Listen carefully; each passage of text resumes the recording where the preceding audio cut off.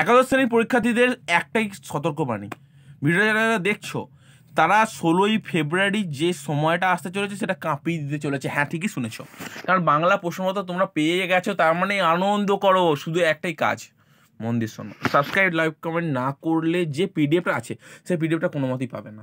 এই 3টে কাজ কমপ্লিট করলে, সাবস্ক্রাইব, লাইক, কমেন্ট, মেন কাজ নোটিফিকেশনটা অল করে রাখতে হবে। এরপর দেখো এইগুলো কাজগুলো মিটে যাওয়ার পর দেখো পিডিএফটা ডাইরেক্টলি চলে যাবে তোমরা একটা লিঙ্কে, ডেসক্রিপশন বক্সে। লিঙ্কে ক্লিক করলে এত তাড়াতাড়ি বলে দেবো। ডেসক্রিপশন বক্সের লিঙ্কে ক্লিক করবে, লিঙ্কে ক্লিক করার পর পাসওয়ার্ড চাইবে। প্রথম থেকে শেষ অবধি ভিডিওটা না দেখলে পাসওয়ার্ডটা পাবে না।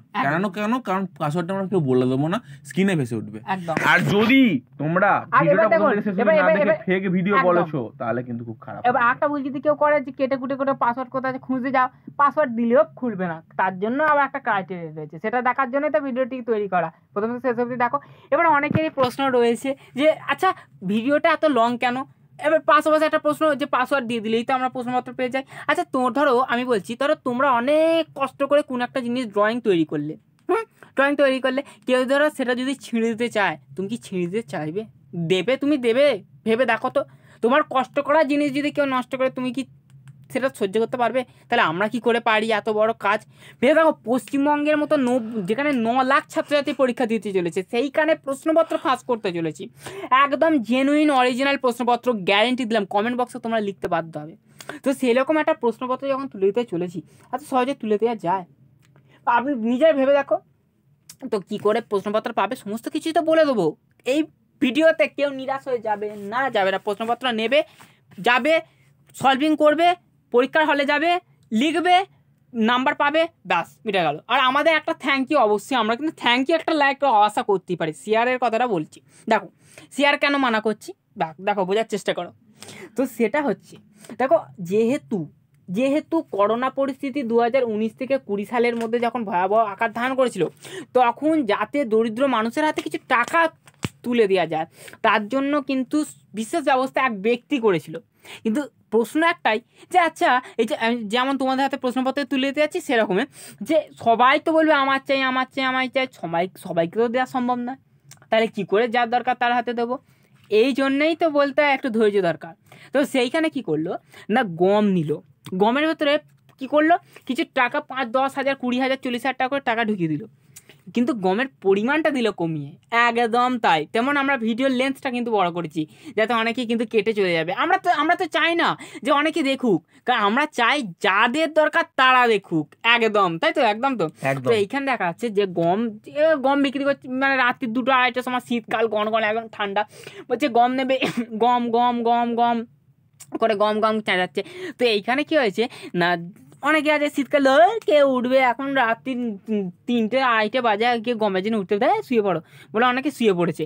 কিন্তু যাদের দরকার, অনেকে মহিলা রয়েছে, না আমার ছেলেটা অন্তত আমার এই 100 গ্রামে কি 150 গ্রামে, তো আমার তো ছেলে মেয়েদের পেটটা তো ভরবে রে বাবা, অন্তত আমার একটা ছেলের পেট ভরবে। তো এই জন্য দরকারে হোক রাতে হোক যা হোক করে বেরিয়ে ঠান্ডা শীতকালে আনতে গেছে, ঘরে এনে দেখে প্যাকেট ছিঁড়ে 10-20 হাজার টাকা নোট।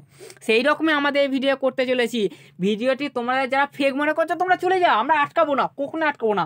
ফেক হলে ফেক, ব্যাস তোমাদের বিশ্বাস, তোমাদের তো বলতে বলে বিশ্বাসে মিলায় বস্তু তর্কে বহুদূর, তোমাদের তার বলতে পারবো না যে শেষ রাতে একদম রিয়াল করে আমি তোমাদের যদি যতই বোঝাই তোমরা বিশ্বাস না হলে তোমরা করবে না, যতই বলবো ততই বলে অবিশ্বাস। যাও, তোমাদের জন্য বলে কি ভিডিওটা ফেক, তোমরা চলে যাও যাদের যারা চলে যাও।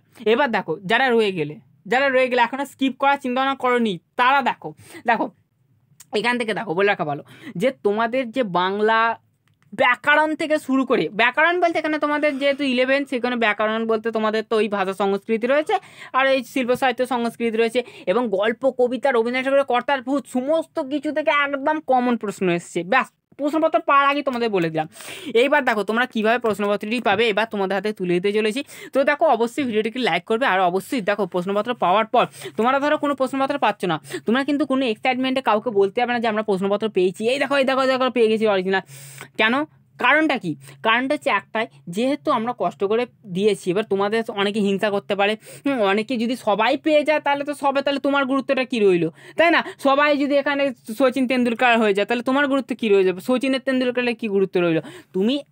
তুমি শেয়ার করলে তোমার খুব নিকটবর্তী বিশ্বস্ত কাউকে শেয়ার করবে, বলে দেবে আর কাউকে যেন শেয়ার না করতে। ব্যাস, এটা আমাদের ক্রাইটেরিয়া। এবার বলে দিচ্ছে যে কিভাবে পিডিএফটি পাবে। দেখো, ফার্স্টে তোমার সাবস্ক্রাইব, লাইক, কমেন্ট না করলে এই প্রশ্নপত্র পিডিএফটি আকারে। কখনই পাবে না।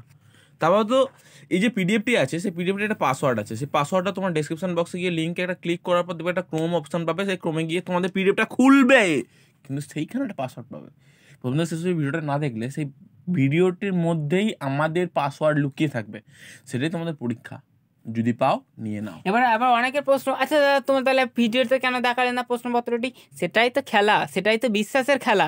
বিশ্বাস করে যাও, তোমরা ভালো করে প্র্যাকটিস করে নাও, ব্যাস রেডি হয়ে যাও, কাঁদতে হবে না, কিছু নয়। মাকে বলে দাও, মা আমি আসছি পাস করে, ব্যাস এইটুকু বলে হল থেকে বলে। এবং শুধু তাই নয়, ইংরাজি বাংলা সমস্ত কিছু, আর্টস থেকে সায়েন্স সব পেয়ে যাবে তোমরা, নিশ্চিন্তে থাকো। ধীরে ধীরে অবশ্যই চ্যানেলটা সাবস্ক্রাইব করার কথা বলছি, সাবস্ক্রাইব করো। ধন্যবাদ।